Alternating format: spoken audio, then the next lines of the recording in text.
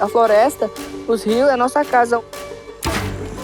Ela é, para mim, no meu ponto de vista, o coração, não do Brasil, mas sim do planeta em geral.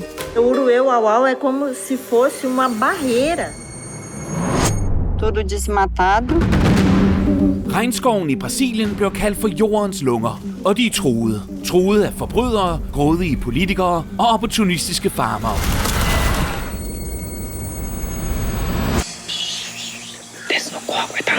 Og de indfødte i Uruê-Uauau-stammen er et af de få værn mod regnskovens ødelæggelse. En flok modige helte, som dagligt sætter livet på spil for at redde ikke blot deres, men også vores verden. Og i The Territory kommer vi helt tæt på stammen og deres omgivelser. Og den danskproducerede dokumentar er en af de der sjældne film, som vitterligt bør ses af alle. Og ikke blot fordi den er en gribende og gennemarbejdet film, men fordi den giver os et unikt og uvurderligt portræt af en kamp, som angår os alle. Og et år efter den vandt juryens specialpris og publikumsprisen på Sundance, så kan The Territory omsider ses herhjemme på Disney+. Vi talte med filmens fremragende instruktør, Alex Pritz, da han sidste år besøgte cph-dox. Og det var vel at mærke på et tidspunkt, hvor det brasilianske præsidentvalg ikke var blevet afgjort endnu, og hvor den daværende og koldblodige præsident Jair Bolsonaro havde regnskovens indfødte i sigtekornet.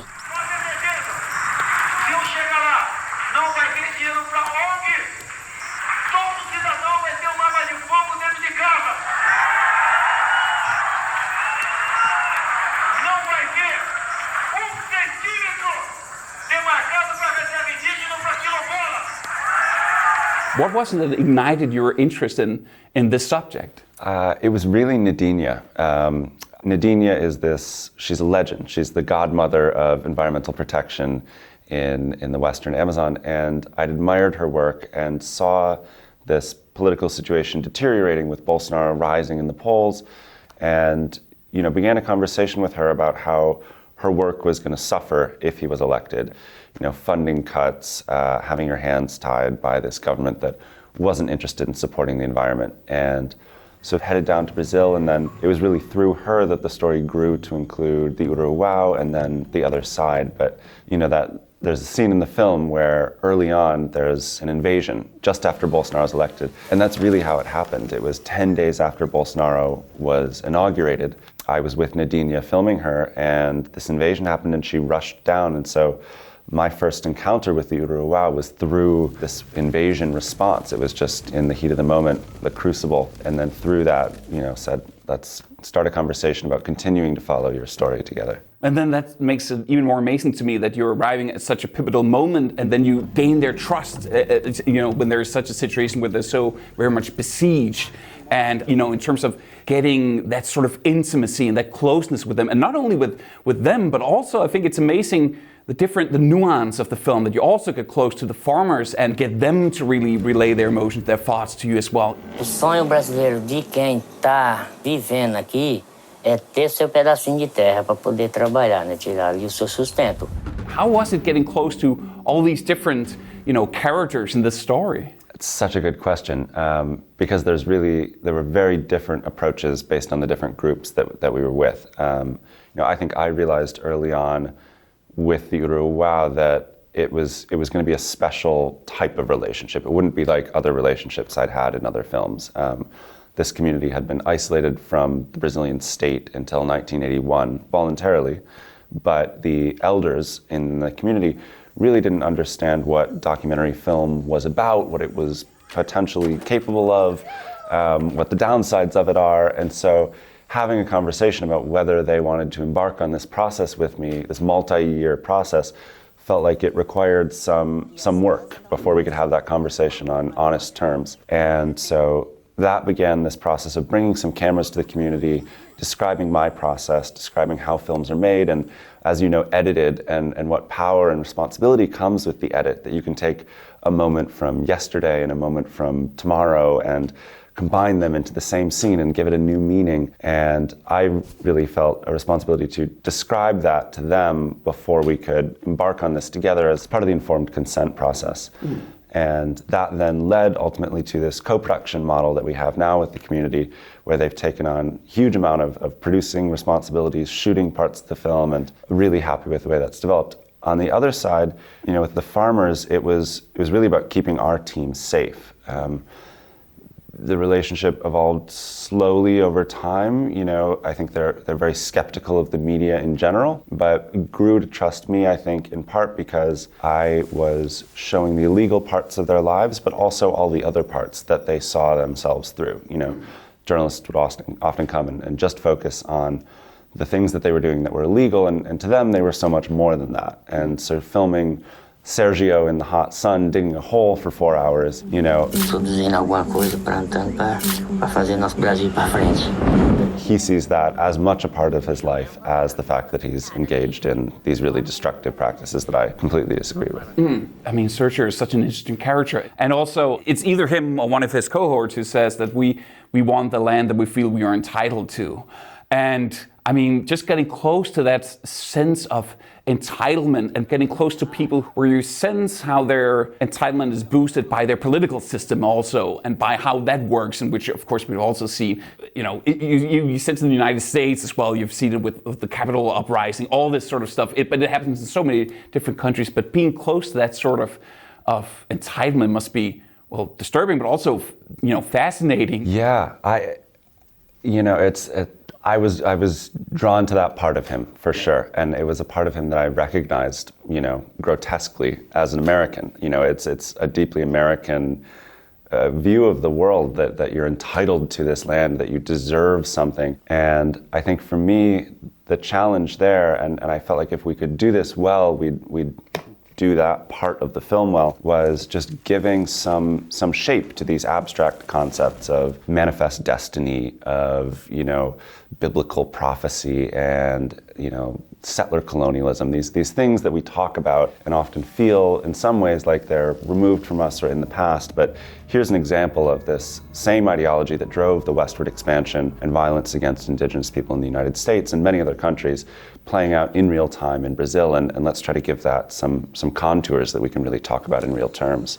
Os não indígenas sempre fazem essa mesma pergunta para mim. O povo indígena tem terra demais, que não sei o quê. Tem que produzir, tem que criar gado, tem que derrubar para fazer. Eu acho que isso para mim é errado.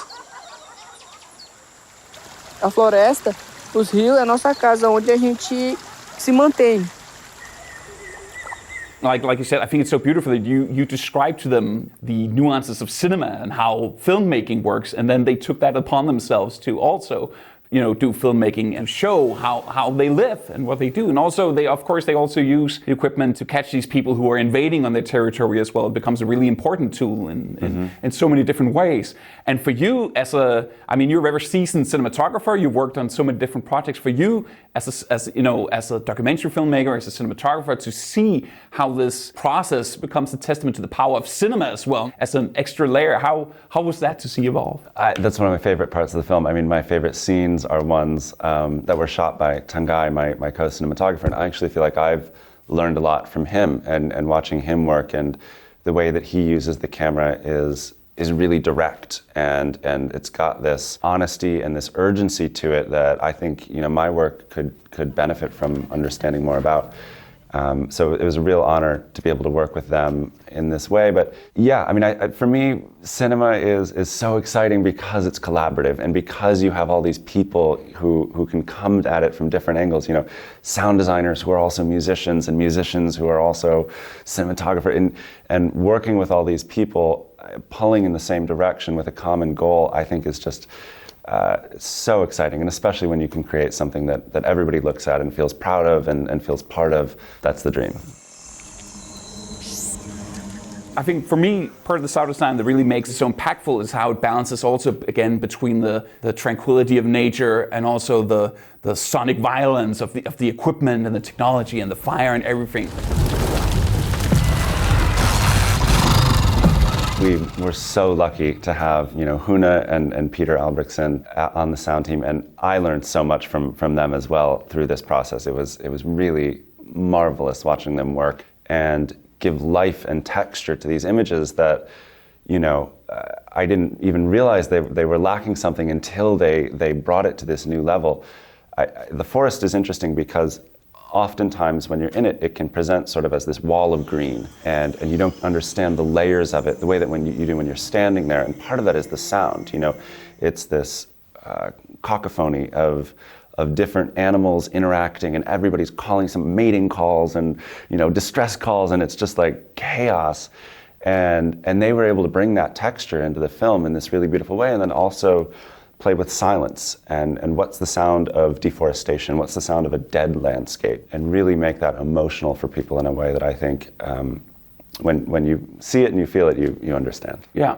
But speaking of collaborators, I just wanted to ask, because of course he's a celebrated, huge filmmaker, and I couldn't help but notice Darren Aronofsky's name also in the credits as being one of the many producers on the project. What was his involvement? Did he have a certain interest in this topic as well, or? Yeah, Darren is a strong environmentalist and was an early supporter of the film. I got back from our first shooting trip during the burning season and had a hard drive of footage, and showed up in New York, had some meetings, met with some people from his company, Protozoa Pictures, and they instantly got it, understood the story, fully understood what we were trying to do with it, and I think helped me think about it beyond the typical documentary in terms of style and form. And we had a lot of early discussions about thinking about it as a genre documentary, as a Western, and leaning into these tropes that are often placed on areas like this and conflicts like this. Obviously, there's this visual iconography. Everybody's got cowboy hats and whatever, and there's sort of a cheap Cowboys Indians thing that you could do, but trying to subvert that in large part because in the traditional Western film, indigenous people are seen as these kind of nameless, faceless groups on the horizon, homogenized into one and lacking in any particular cultural specificity.